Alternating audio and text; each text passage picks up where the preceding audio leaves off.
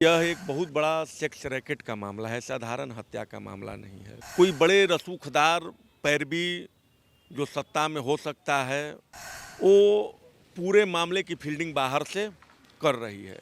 और पूर्णिया के सांसद पप्पू यादव जी ने विधायक जो है वो जो बाहर से फील्डिंग कर रहा है। बिल्कुल, और वो आरोप मैं उनका जो भी आरोप लगाए हैं मैं समर्थन करता हूँ। रोशनी कुमारी जी के कॉल डिटेल जांच होनी चाहिए, कॉल डिटेल जांच होनी चाहिए। वो कौन से पटना के विधायक हैं जिन्होंने इस पूरे मामले पर बाहर से फील्डिंग कर रहे हैं, सबको मैनेज करने का काम कर रहे हैं। पटना शंभू गर्ल्स हॉस्टल प्रकरण लगातार अब तूल पकड़ते जा रहा है और इस पूरे मामले को लेके बिहार के गृह मंत्री सम्राट चौधरी ने एसआईटी का गठन किया है और इस एसआईटी पर लगातार लोग सवाल भी उठा रहे हैं, क्योंकि एसआईटी में जो एएसपी अभिनव कुमार जब डॉक्टर प्रभात मेमोरियल अस्पताल और सहज सर्जरी जब जांच करने पहुंचे थे तो चित्रगुप्त नगर थाना प्रभारी रोशनी हर कदम पर साथ साथ थी और इस पूरे मामले को लेके लोगों ने कहा था कि जिस पर बड़ा आरोप लगा, जिसने इस पूरे मामले को गंभीरता से नहीं लिया, आखिर किस हैसियत से रोशनी कुमारी एसआईटी के साथ थी। अब इस पूरे मामले में देखिए लगातार पटना पुलिस, एसआईटी जहानाबाद से लेके पटना गर्ल्स हॉस्टल तमाम अस्पतालों का चक्कर लगा रही है और कई कड़िया और मामले का खुलासा करने का प्रयास कर रही है। लेकिन इस पूरे मामले में पूर्व आईपीएस अमिताभ दास और पूर्णिया के सांसद पप्पू यादव ने सनसनीखेज खुलासा कर दिया। यानी उन्होंने साफ शब्दों में कहा है कि आखिर किसके सर पे नीलम अग्रवाल को जब हिरासत में लिया गया था, थाने से क्यों छोड़ दिया गया। अगर वो हिरासत में रहती तो कई सबूत और खुलासे हो सकते थे और मनीष रंजन का किस विधायक के साथ साठ गांठ है। इन तमाम मुद्दों पर बात करने के लिए हमारे साथ भूमिहार ब्राह्मण एकता मंच के नेता पुष्कर नारायण सिंह जी है। पुष्कर नारायण सिंह जी, जिस प्रकार से पप्पू यादव इस पूरे मामले में बेटियों को न्याय दिलाने के लिए प्रयासरत हैं, अमिताभ दास ने भी वही खुलासा किया है और पीआईएल कर रहे हैं, आखिर इस पूरे मामले में आपको क्या लग रहा है कि एसआईटी सही दिशा में काम कर रही है? देखिए, एसआईटी सही दिशा में काम कर रही है कि नहीं कर रही है ये तो जांच रिपोर्ट बतलाएगा। लेकिन जो बातें पप्पू यादव जी ने रखी हैं वो बेहद ही चिंताजनक और संवेदनशील मुद्दा है। हम आपके ही न्यूज़ चैनल पर लगभग 4 दिन पहले आपने भी ये बातें कही, हम बोले थे कि यह एक बहुत बड़ा सेक्स रैकेट का मामला है, साधारण हत्या का मामला नहीं है।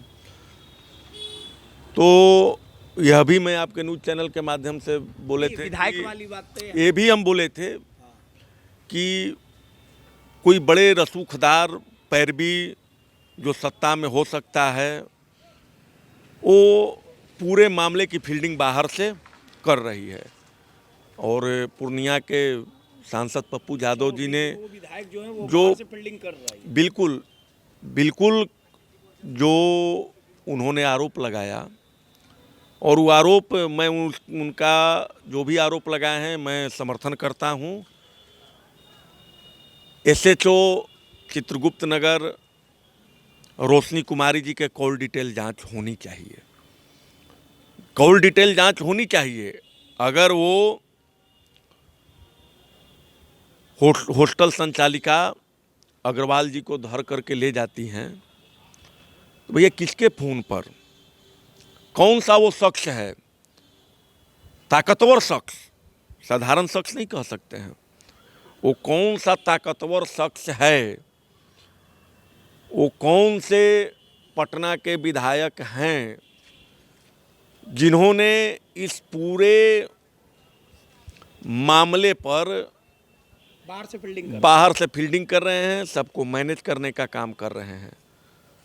और आपने सही यह आरोप लगाया कि जब बिहार के माननीय डीजीपी के द्वारा स्पष्ट निर्देश है कि इस एसआईटी टीम में एसएचओ रोशनी कुमारी जी नहीं रहेंगी तो हर जांच में क्यों नजर आ रही हैं? डरने वाले सबसे बड़े, अरे आप लोग नहीं रहते तो मामला का उद्भेदन ही नहीं होता। सबसे पहले तो चाहिए था कि एसएचओ रोशनी कुमारी को सस्पेंड करें मैं मांग करता हूं आपके न्यूज़ चैनल के माध्यम से कि उनको तत्काल प्रभाव से सस्पेंड किया जाए। उनका जो निजी फ़ोन है, उनका जो सरकारी फ़ोन है, उसका कॉल डिटेल का जांच किया जाए। जो बिल्कुल भी जो निजी और सरकारी, मैं दोनों बोल रहा हूं, उसका कॉल डिटेल जांच किया जाए। अग्रवाल जी का कॉल डिटेल जांच किया जाए। मनीष रंजन का कॉल डिटेल जांच किया जाए। सारा तथ्य खुल करके सामने आ जाएगा। अब कोई इफ बट नहीं है। जो सारा मामला लोग भरमाने का प्रयास कर रहे थे, कुछ बिके हुए मीडिया कि डायरी मिल गया, खुलासा करेंगे। हम कहेंगे कि आप एसआईटी से भी आपका जांच आगे चल रहा है। जो तथ्य एसआईटी को भी नहीं पता है, भ्रमित कर रहे हैं। बिल्कुल ये लोग भ्रमित कर रहे हैं। जो तथ्य एसआईटी को नहीं पता चल रहा है, वो इनको पता चल जा रहा है। तो ये लोग बिके हुए मीडिया हैं। निंदा करते हैं कि बिहार की बेटी का मामला है, उसको ये लोग जातिवाद के रूप देना चाह रहे हैं। इसको लोग दूसरे चश्मे से देख रहे हैं। अरे यह बेटी का मुद्दा है। आपके घर में भी बेटी है, हमारे घर में भी बेटी है। छात्रा का मुद्दा है। लाखों लोग, बिहार के लाखों परिवार भरोसा करके पटना में पठाते हैं अपनी बच्चियों को, पुलिस प्रशासन के दम पर कि वहाँ पर पुलिस प्रशासन है, हमारी बच्चियों को किसी भी प्रकार का असुविधा नहीं होगा। लेकिन जिस प्रकार से शुरुआती दौर से ही पूरे मामले का लिपापोती किया जा रहा है, यह बिल्कुल ही दुर्भाग्यपूर्ण बात है।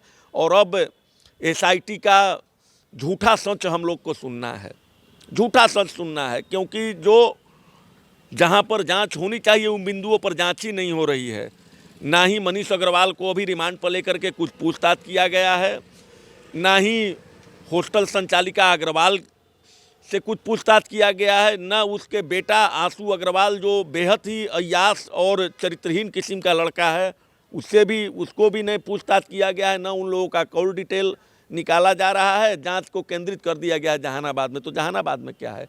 जहानाबाद में कुछ नहीं मिलेगा। बस आप जो है झूठा सच जो प्रस्तुत करना है प्रस्तुत कर दीजिए।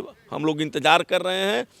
अगर एसआईटी जांच टीम के द्वारा सही रिपोर्ट नहीं आएगा तो हम लोग रोड पर उतर कर भी आंदोलन करेंगे। आंदोलन करना हमारा संवैधानिक अधिकार है। हमें आंदोलन करने से कोई रोक नहीं सकता है। सीधे तौर पे जो भूमिहार ब्राह्मण एकता मंच के नेता हैं पुष्कर नारायण सिंह, उन्होंने साफ लफ्जों में कहा कि पप्पू यादव और पूर्व आईपीएस अमिताभ दास जो कह रहे हैं वो बिल्कुल सत्य है।